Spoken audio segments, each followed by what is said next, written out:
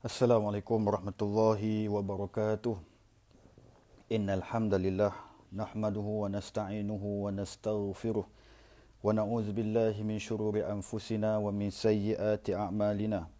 Man yahdihillahu fala mudilla lahu wa man yudlil fala hadiyalah.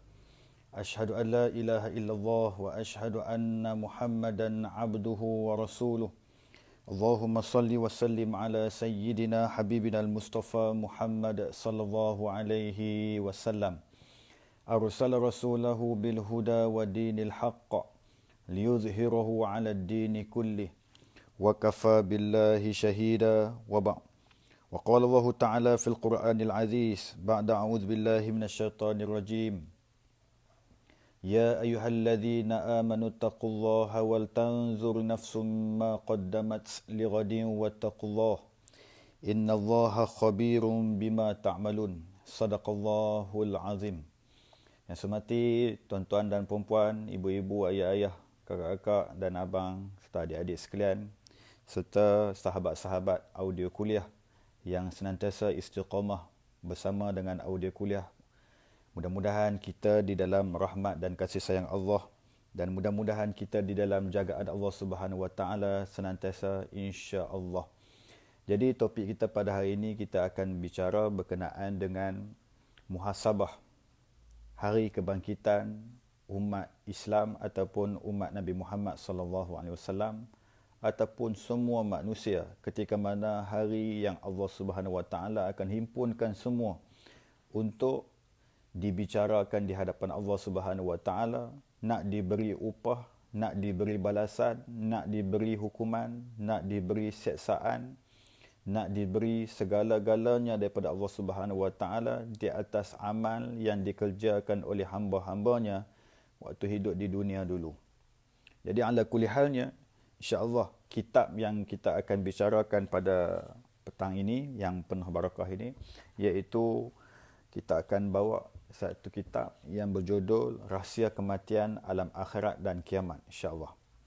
Jadi tuan-tuan dan puan-puan, muslimin dan muslimat, ibu-ibu, ayah-ayah yang dikasihi Allah sekalian,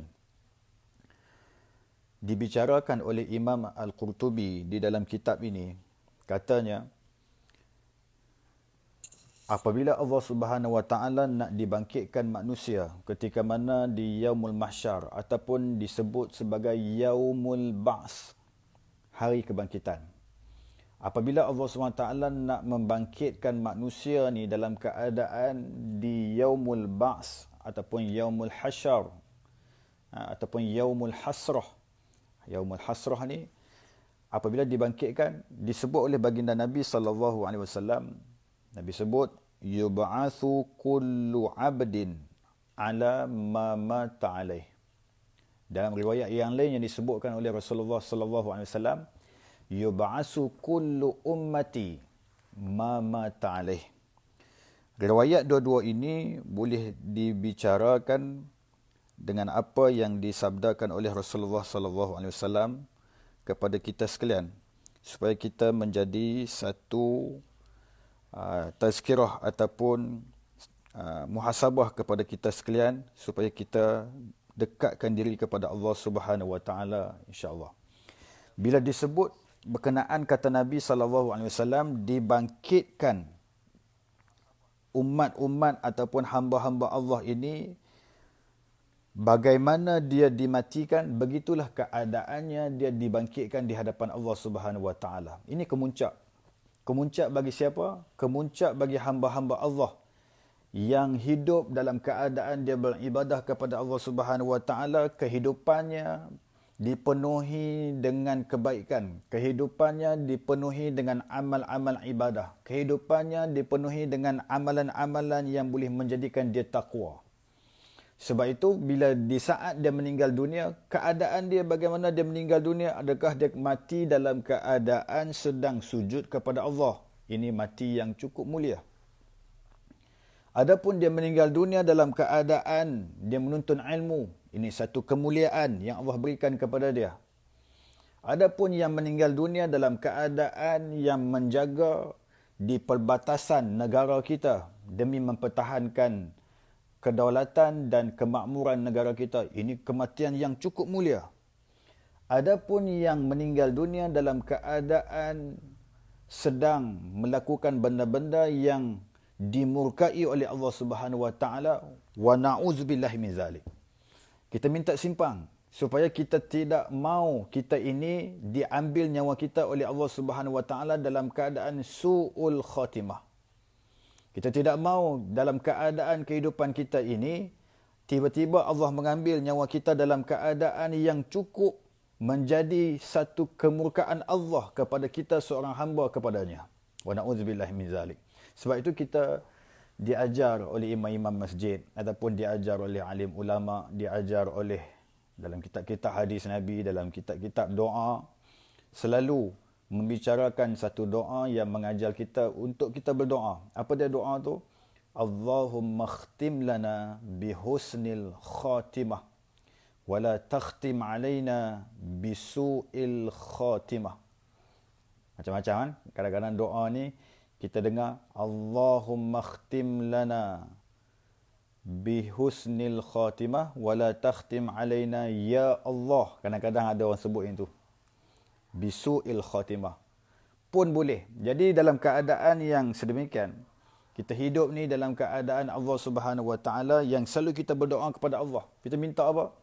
Kita minta, wahai Allah, jadikan kami ini hamba-hamba Allah yang diakhirkan kehidupan kami dalam suasana husnul khatimah. Husnul khatimah ni apa?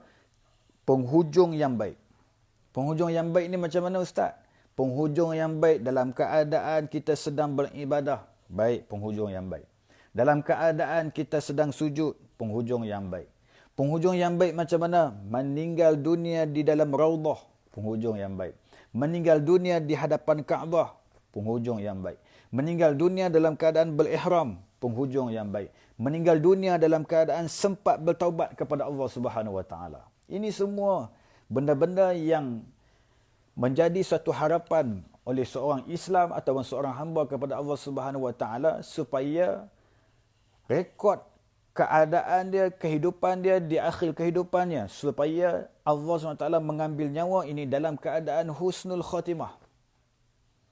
Kita minta sangat-sangat kepada Allah SWT supaya jangan jadikan kita ini hamba-hamba Allah yang diambil nyawa dalam keadaan su'ul khatimah. Wa na'udzubillahi min zalik. Sebab itu dalam keadaan kita hidup sekarang ni, kita kena memohon doa kepada Allah SWT. Kita buat amalan-amalan yang baik ni supaya menjuruskan kita ke arah husnul khatimah. Buat macam mana? Amalan apa, Ustaz, yang boleh mendorong ke arah husnul khatimah ni? Amalan-amalan yang boleh menepati atas apa yang boleh menjadikan kematian kita itu husnul khatimah. Antaranya apa? Yang kita selalu sebut melalui hadis Nabi SAW. Nabi kata apa? Sesiapa yang di hujung ayatnya, di hujung kalimah di dalam kehidupannya menyebut kalimah la ilaha illallah, dakhalal jannah. Ini yang baik. Maksudnya apa? Sesiapa yang di hujung hayatnya menyebut kalimah la ilaha illallah, maka dia mesti dalam keadaan dia menyebut kalimah la ilaha illallah tersebut, maka selayaknya diberikan syurga kepadanya untuk dimasukkan ke dalamnya. Masya Allah, ini harapan kita. Harapan yang penuh hebat, harapan yang kita nak. Persoalannya, Ustaz, apakah amalan yang boleh menjuruskan kita boleh menyebut kalimah la ilaha illallah di hujung hayat kita? Jawapannya, apa-apa amalan kebaikan yang merupakan ibadah kepada Allah Subhanahu wa taala yang selari dan setaraf dengan kalimah la ilaha illallah yang menjuruskan kita ke arah mengesahkan Allah Subhanahu wa taala ketika mana kita berada di dunia ni. Buat amalan-amalan apa-apa pun yang menjuruskan kalimah la ilaha illallah ni, semuanya akan membentuk satu kalimah ketika mana kita berada di akhir hayat kita, dalam keadaan kita nak meninggal dunia, diizinkan Allah Subhanahu wa taala untuk menyebut kalimah la ilaha illallah. Kalau kehidupan kita ini banyak amalan-amalan yang boleh menyokong ke arah menyebut kalimah la ilaha illallah, mudah-mudahan Allah izinkan untuk menyebut kalimah la ilaha illallah.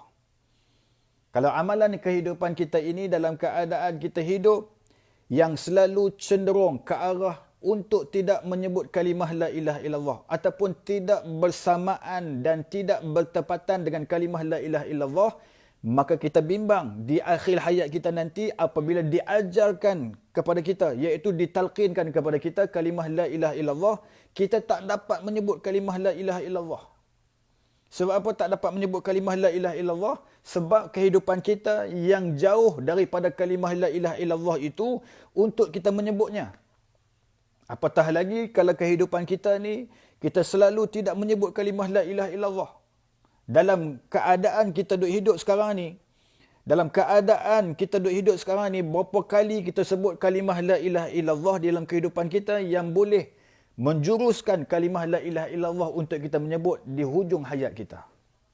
Sebab itu, kehidupan kita ini mesti membentuk kehidupan kita yang menjuruskan ke arah kehidupan yang setaraf, yang selari dengan kalimah la ilaha illallah. Contohnya apa?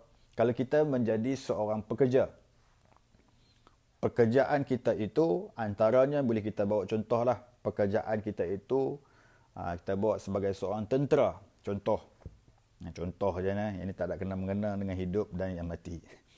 Kalau seorang yang tentera, kalau dia berada di perbatasan, dalam masa yang sama, dia mestilah memenuhi kriteria seorang hamba Allah Subhanahu Wa Taala yang menjuruskan ke arah kalimah la ilaha illallah. Apa maksud?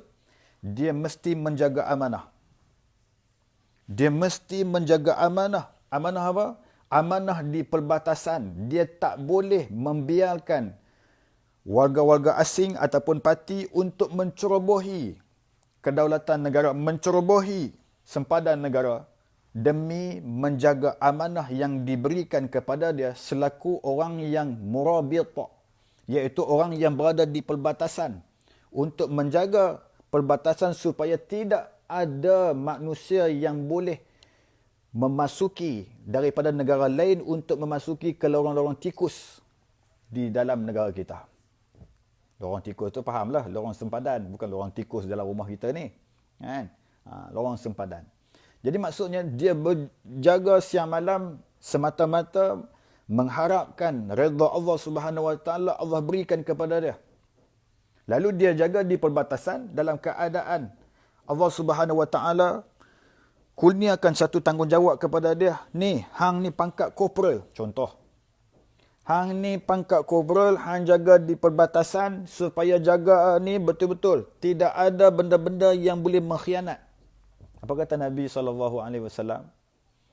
La iman liman la amanatalah.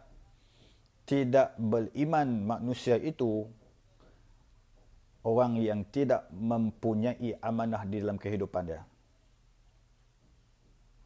Orang yang hidup dalam keadaan di dunia ni yang tidak ada amanah di dalam kehidupannya, maka dia adalah manusia yang tidak sempurna iman. Ada pendapat lain yang mengatakan dia tidak ada iman langsung sebab mengkhianati amanah yang diberikan oleh Allah Subhanahu Wa Taala kepada dia. Ini tuan-tuan dan puan-puan yang dikasihi Allah sekalian. Balik kepada kitab yang kita bicarakan pada petang ini, iaitu diriwayatkan daripada Laqis bin Amir. Dia berkata Rasulullah SAW bersabda, kemudian Allah Subhanahu Wa Taala memerintahkan langit agar menurunkan hujan dari bawah arasy. Demi Tuhanmu, tiada sesuatu pun yang pernah hidup di dunia ini kemudian dia mati terbunuh atau mati dengan sepatutnya, kemudian dia dikembumikan, melainkan kuburnya akan terbelah. Dan yang pertama sekali diciptakan kembali oleh Allah SWT adalah kepala mereka. Semua yang mati akan dibangkitkan menurut keadaannya ketika dia mati. Kata Jabir bin Abdullah berkata, aku mendengar Nabi SAW bersabda, yub'asu kullu 'abdin 'ala ma mata 'alaih. Setiap orang akan dibangkitkan menurut keadaannya ketika mana dia mati. Masya-Allah. Semua ni Nabi kata apa? Abdullah bin Jabir kata, Nabi SAW bersabda, manusia ni akan dibangkitkan berdasarkan bagaimana dia dimatikan. Kalau dia mati dalam keadaan tengah tikam nombor ekor, bimbang. Takut-takut dibangkitkan di hadapan Allah Subhanahu Wa Taala mati tengah tikam nombor ekor. Wa na'udzubillah min zalik. Tetapi alangkah hebat, alangkah beruntungnya manusia ni. Kalau dia meninggal dunia dalam keadaan dia sedang menuntut ilmu, dalam keadaan dia sedang solat berjamaah, dalam keadaan dia semayang di awal waktu, dalam keadaan dia sedang sujud kepada Allah. Semua kematian dia, kematian yang boleh mencorakkan keadaan dia ketika mana dibangkitkan di hadapan Allah, yang cukup membahagiakan. Inilah yang kita idamkan, inilah yang kita impikan di dalam kehidupan kita, supaya kita bahagia di akhirat yang kekal abadi. Bukannya bahagia di dunia yang tidak kekal abadi.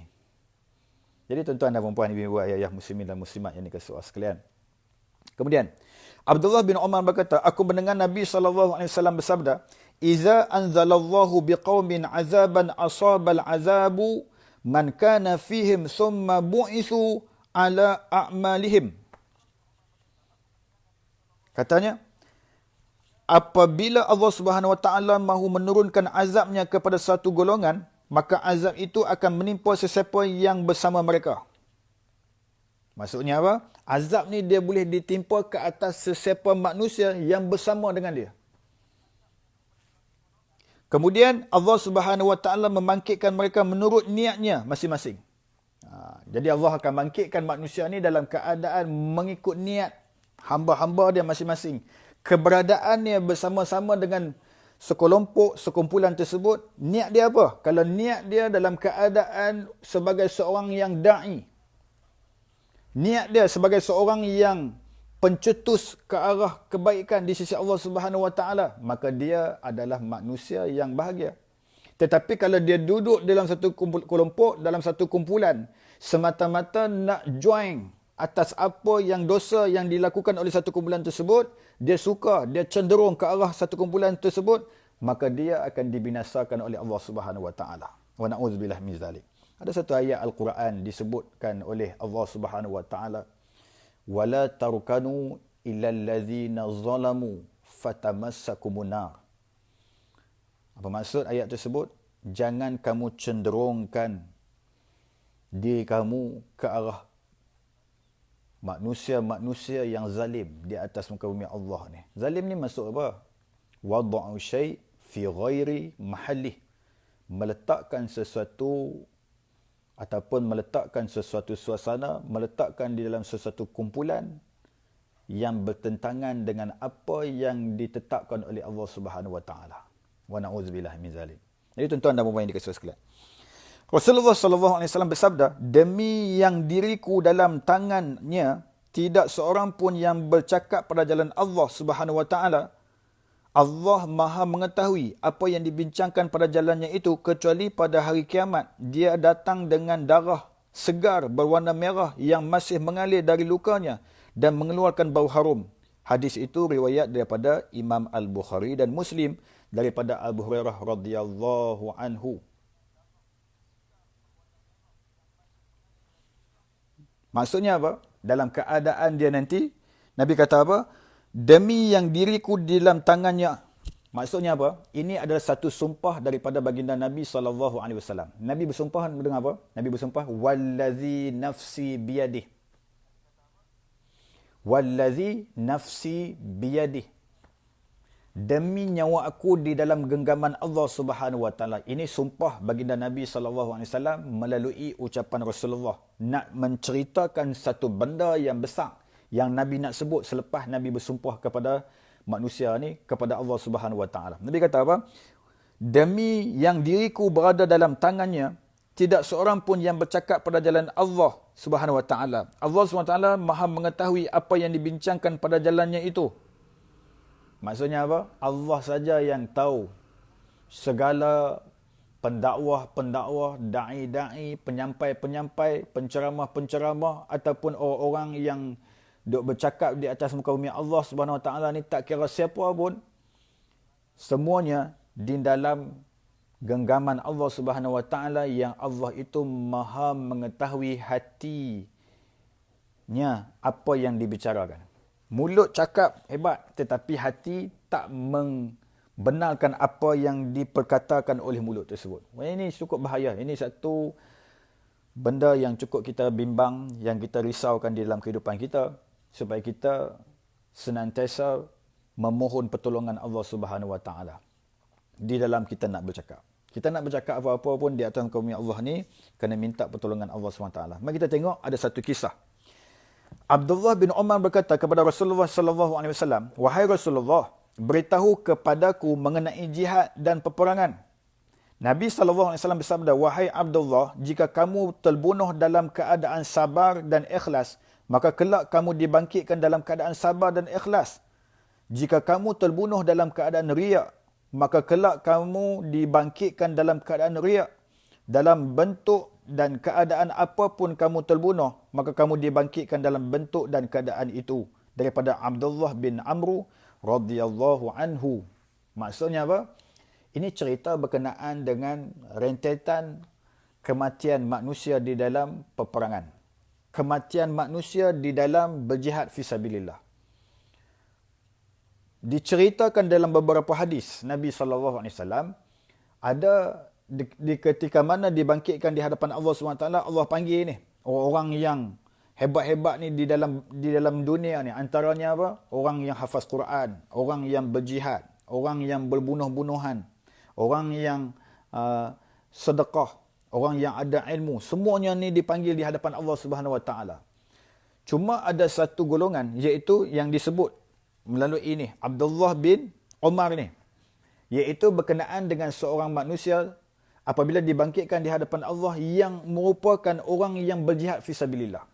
Bila dibangkitkan di hadapan Allah Subhanahu Wa Taala, Nabi tanya, Nabi beritahu kepada Abdullah, "Wahai Abdullah, jika kamu terbunuh dalam keadaan sabar dan ikhlas, maka kelak kamu akan dibangkitkan dalam keadaan sabar dan ikhlas." Kalau hidup dalam keadaan berjihad kita fisabilillah, dalam keadaan kita berjihad itu merupakan kita susuli dengan ikhlas dan sabar ketika mana kita sedang berjihad, maka kita dibangkitkan kelak dalam keadaan sabar dan ikhlas di sisi Allah Subhanahu Wa Taala. Tapi bimbang, kalau dibangkitkan di hadapan Allah dalam keadaan liyura makanah, ini bahaya. Dalam hadis menyebut liyura makanah, semata-mata nak menunjuk, semata-mata nak mempamerkan kedudukan dia. Kata dia ni hebat, dialah segala-galanya, dialah yang menjadi punca hebat dan buruknya sesuatu kelompok ni. Ini satu bahaya kepada diri kita. Sebab apa? Dibangkitkan di atas satu platform yang disebut oleh baginda Nabi SAW, liyura makanah. Bangkit di hadapan Allah, Allah tanya dia, "Hang berjihad fisabilillah ke?" Dia kata, "Ya, aku hidup dulu, aku bermati-matian berjihad fisabilillah." Kata Allah Subhanahu Wa Taala, "Kazzabta." Tipu kamu ni. Kamu bukan berjihad fisabilillah. Kamu hidup berjihad di atas niat kamu, iaitu liyura makanah. Semata-mata kamu nak tunjuk kredibiliti kamu, nak tunjuk kata kamu ni hebat, nak tunjuk kata kamu ni orang yang begitu mantap sekali berjihad, kononnya fisabilillah, tetapi di hakikatnya di hadapan Allah Subhanahu Wa Taala tidak begitu. Bahkan Allah kata apa? Kazzabta. Hang ni berjihad bukan kerana Allah Subhanahu Wa Taala, bahkan liyura makanah, semata-mata nak menunjukkan kata hang ni hebat. Semata-mata nak tunjuk kepada makhluk Allah ni, kata hang ni begitu power. Semata-mata nak tunjuk kepada masyarakat, semata-mata nak tunjuk kepada manusia, makhluk-makhluk Allah ni, kata hang lah yang segala-galanya di atas muka bumi Allah ni. Jadi tuan-tuan dan puan-puan ini sekalian, ini satu benda yang tak sepatutnya. Kalau dalam kehidupan kita ni dipanggil sebagai riak. Ya? Jadi perkara-perkara ni mesti kita banteras di dalam niat kita sebagai manusia yang beriman kepada Allah Subhanahu Wa Taala. Ada beberapa orang ulama mengajar satu doa. Dia kata apa? Allahumma tahhir qulubana minar riya wa minasyirki wa minal kazib wa minan nifaq. Hafal doa ni. Allahumma tahhir qulubana minar riya wa minasyirki wa minal kazib wa minan nifaq. Boleh hafal doa tu. Kalau tak ingat, habis FB Live ni, ulang balik, salin balik insya-Allah. Mudah-mudahan ada faedah kepada kita sekalian untuk sama-sama kita beramal dengan doa. Mudah-mudahan Allah bersih. Apa maksud doa tu? Wahai Allah, bersihkan hati kami daripada suka nak menunjuk, daripada suka nak menjadi syirik di dalam perbuatan kami, daripada suka menipu di dalam percakapan, daripada suka terlibat di dalam munafik di dalam kehidupan. Ini kena doa elok-elok. Allahumma tahhir qulubana minar riya' wa minasyirki wa minal kazib wa minan nifaq. Boleh insya-Allah amal. Boleh. Jadi tuan-tuan dan puan-puan dikasihi sekalian. Kemudian Rasulullah SAW bersabda, sesiapa mati dalam keadaan mabuk, maka dia akan melihat malaikat maut datang kepadanya seperti sedang mabuk dan akan melihat malaikat munkar dan nakir menghampirinya seperti orang yang sedang mabuk. Pada hari kiamat dia dibangkitkan dan dilemparkan ke dalam neraka dalam keadaan mabuk. Cemeti api neraka yang menyebatnya dinamakan cemeti mabuk. Sedangkan air mata yang mengalir dari matanya adalah darah. Dia hanya makan dan minum daripada darah. Hadis riwayat Abu Hudbah Ibrahim bin Hudbah daripada Anas bin Malik radhiyallahu anhu. Jadi maksudnya apa? Maksudnya ini celaan bagi orang yang kehidupannya dalam keadaan mabuk. Celaan Allah, celaan Nabi SAW terhadap orang yang mabuk. Maksudnya apa? Mati dia dalam keadaan mabuk, nanti dia tengok malaikat, dia sendiri mabuk dalam keadaan dia terhumbang ambing. Bila malaikat munkar nakir datang, dia mabuk juga. Semua mabuk dia ni. Memang apa pun tak boleh dia ni. Jadi tuan-tuan dan puan-puan dikasihi sekalian. Sebab itu, hal ehwal mabuk ni memang cukup bahaya. Sebab apa? Sebab arak. Sebab apa? Benda-benda yang boleh memabukkan itu adalah haram di dalam Islam kita. Sebab itu, tuan-tuan dan puan-puan dikasihi sekalian, sebab itu kita kena jaga betul-betul kehidupan kita ni supaya jangan terjebak di dalam kemabukan. Boleh Kemabukan. Tuan-tuan dan puan-puan dikasihi sekalian. Kemudian, seorang lelaki yang berihram dengan Rasulullah SAW, berihram, ni cerita. Tiba-tiba dibanting dari atas untanya, lalu mati. Rasulullah SAW kemudian bersabda, mandikan dia dengan air dan daun bidara, kemudian kapankan dia dengan bajunya. Jangan diletakkan wangian dan jangan ditutup kepalanya, kerana dia akan dibangkitkan pada hari kiamat dalam keadaan membaca talhiyah mulabbiyan, kata Nabi SAW. Apa maksud talbiyah? Talbiyah adalah bacaan labbaik Allahumma labbaik. Masya Allah. Yang ni seorang sahabat Nabi SAW. Sahabat Nabi ni radhiyallahu anhu. Duk berjalan dengan unta ni, naik unta bersama dengan Nabi SAW sambil pakaikan ihram. Dalam masa yang sama sedang duk bertalbiyah. Labbaik Allahumma labbaik, labbaik la syarika laka labbaik, innal hamda wan ni'mata laka wal mul la syarika lah. Duk baca ni, tiba-tiba Allah SWT ambil nyawanya di atas unta yang sedang dia naik tersebut, dalam keadaan dia sedang bertalbiyah, dalam keadaan dia sedang berihram, meninggal dunia dia. Nabi kata apa? Nabi kata, mandikan dia dengan air dan daun bidara. Kemudian kapankan dia dengan bajunya. Kapan dengan bajunya. Jangan diletakkan wangian dan jangan ditutup kepalanya, kerana dia akan dibangkitkan pada hari kiamat dalam keadaan membaca talbiyah. Hadis itu riwayat daripada Imam Muslim, daripada Ibnu Abbas radhiyallahu anhuma. Jadi tuan-tuan dan puan-puan yang dikasihi sekalian, ini satu gambaran yang cukup hebat. Kalau kita meninggal dunia dalam keadaan yang baik, kalau kita dibangkitkan di hadapan Allah SWT pun dalam keadaan yang baik. Kalau hidup kita dalam keadaan yang baik, yang boleh menjuruskan macam mana yang kita sebutkan tadi di awal pertemuan kita, iaitu di awal-awal kehidupan kita, di dalam kehidupan kita, di dalam suasana kehidupan kita, yang selalu kita bina kebaikan dalam kehidupan kita. Kita rajin buat kebaikan, kita rajin melakukan amal-amalan soleh, kita rajin melakukan ketaatan kepada Allah Subhanahu Wa Taala. Dalam masa yang sama, Allah Subhanahu Wa Taala sedang memerhatikan kita. Bahkan ketika itu dalam keadaan kita melakukan ketaatan kepada Allah, tiba-tiba Allah Subhanahu Wa Taala mengambil nyawa kita. ketika itu mati kita dalam keadaan husnul khatimah. Ini manusia yang cukup beruntung. Beruntungnya sebab apa? Di dalam satu hadis Nabi SAW, Nabi sebut dalam riwayat yang lain, dalam keadaan merendahkan diri kepada Allah SWT, mulabbidan. Ada seorang sahabat Nabi yang lain dalam keadaan dia meninggal dunia dalam keadaan mulabbidan. Apa maksud mulabbidan? Mulabbidan ni iaitu dalam keadaan merendahkan diri kepada Allah SWT. Merendahkan diri sebab apa? Dalam keadaan perjalanan dia nak pergi umrah, dia nak pergi buat haji bersama dengan Rasulullah SAW, tiba-tiba dia sedang bertalbiyah. Talbiyah ni satu kalimat, satu ungkapan yang merendah diri kepada Allah SWT. Labbaik Allahumma labbaik, wahai Allah kami menyahut seruanmu, wahai Allah kami menyahut seruanmu. Innal hamda, sesungguhnya segala kepujian bagimu. Innal hamda wan ni'mata laka wal mulk la syarikalah. Yang ni satu kalimah yang merendah diri apabila kita nak melakukan ihram, apabila kita nak melakukan umrah dan haji di Baitullahil Haram, terutamanya di Makkah Al-Mukarramah. Jadi tuan-tuan dan puan-puan yang dikasihi sekalian, kata Nabi SAW, innal muazzinaina wal mulabbaina yakhrujuna yawmal qiyamah min quburihim yu'azzinul muazzinu wa yulabbi al-mulabbi. Orang yang sedang azan dan orang yang sedang membaca talbiyah akan keluar daripada kuburnya dalam keadaan azan dan membaca talbiyah. Masya Allah, yang ini satu kemuliaan. Orang yang sedang azan dan sedang bertalbiyah akan dibangkitkan di hadapan Allah Subhanahu Wa Taala dalam keadaan sedang azan dan sedang bertalbiyah.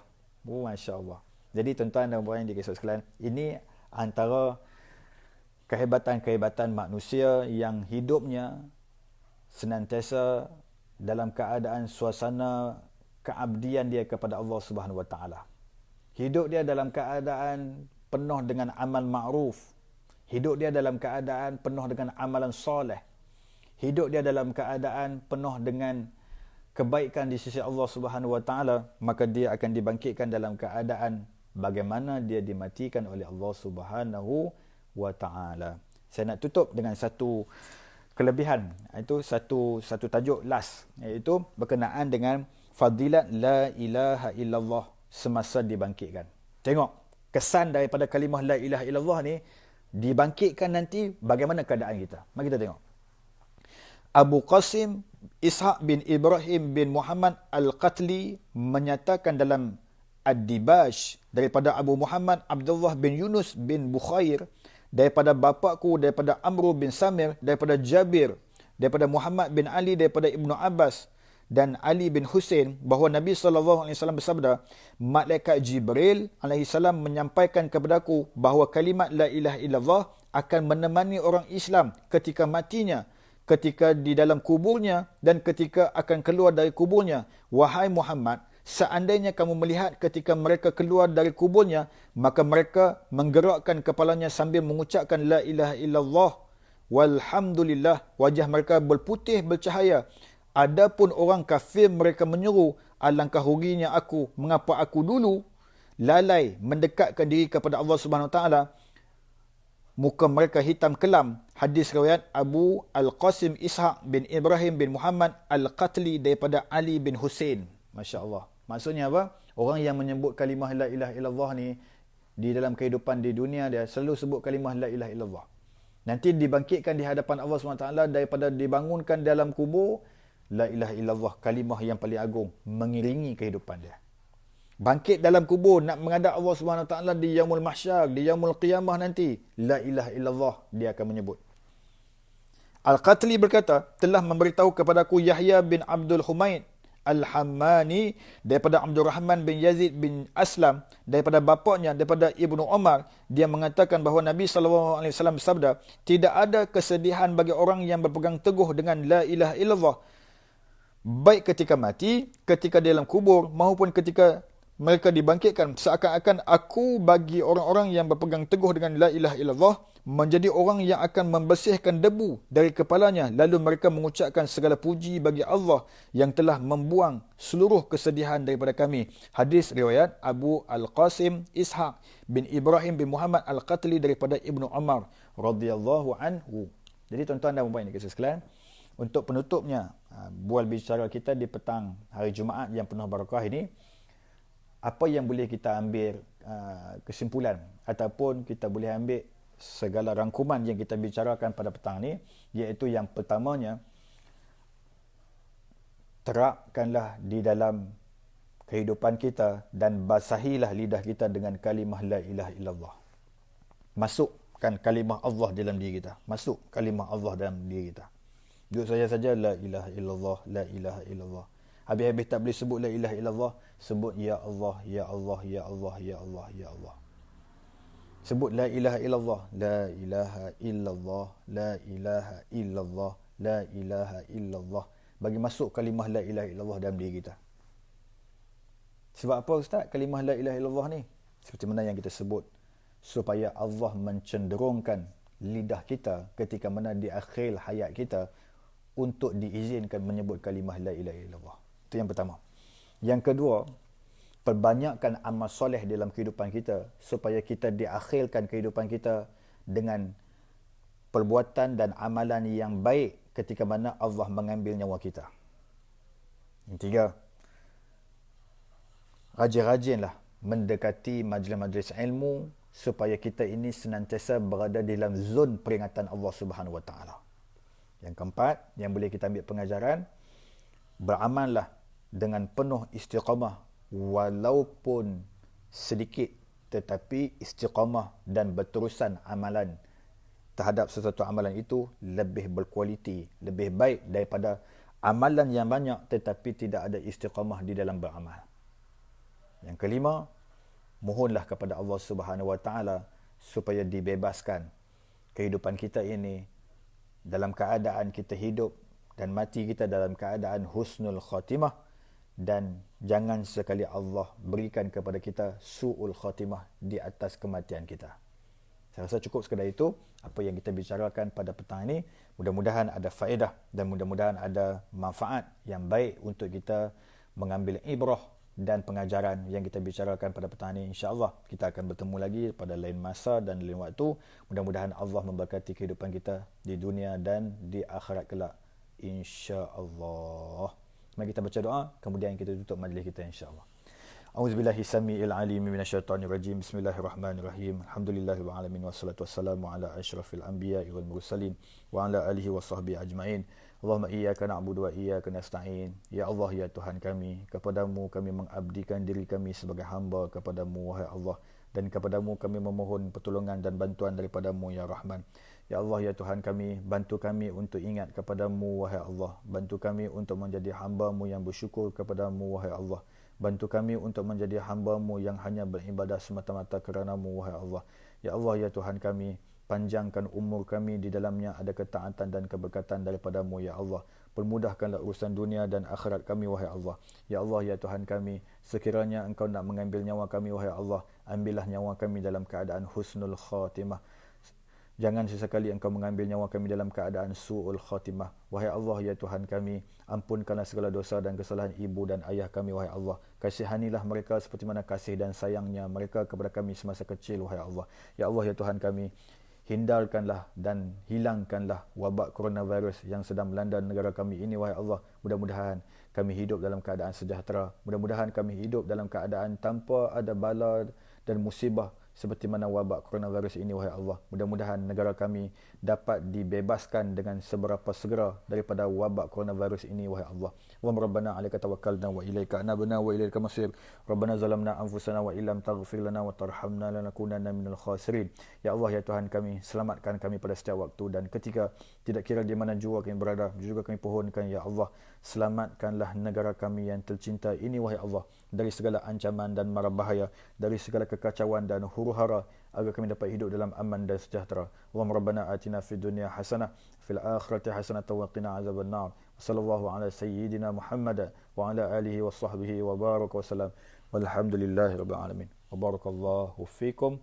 Wassalamualaikum warahmatullahi wabarakatuh. Terima kasih semua.